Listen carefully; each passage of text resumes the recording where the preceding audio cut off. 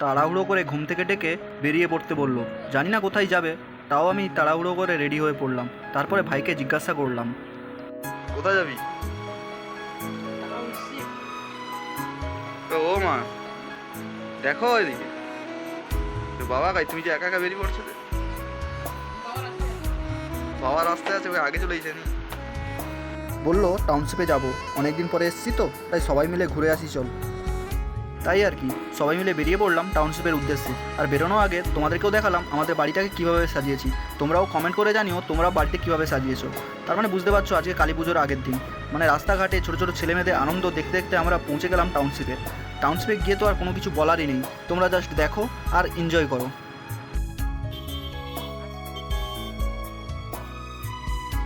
আজ কালী পুজোর আগের দিন, তার মানে বুঝতে পারছো প্রতিটা অলিতে গলিতে লাইটিংয়ের পাশাপাশি নদীর সাইডে এইভাবে লাইটিং দিয়ে নদীর সৌন্দর্য যেন আরও বৃদ্ধি করে দিয়েছে। সেই সঙ্গে ভাইটি এসে বলল এখানে প্রদীপদান চলছে, তো তোমরাও প্রদীপদান করে আমাদের প্রসাদ আছে, প্রসাদটা গ্রহণ করে নিও। তাই আর কি, দেরি না করে আমরা চলে গেলাম প্রদীপদান করার জন্য।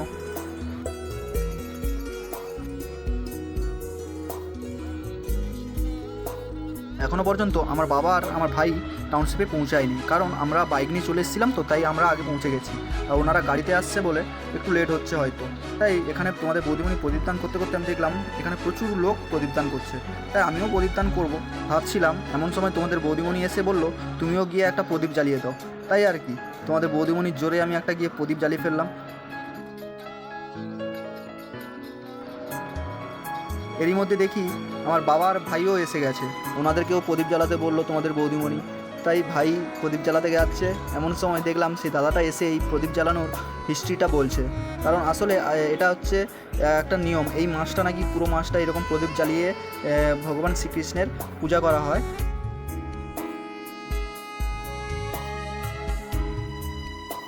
সবাই খুব এখানে নাচানাচি, আনন্দ এবং মন খুলে ভালোবাসা একে অপরের সঙ্গে বিনোদন করছে।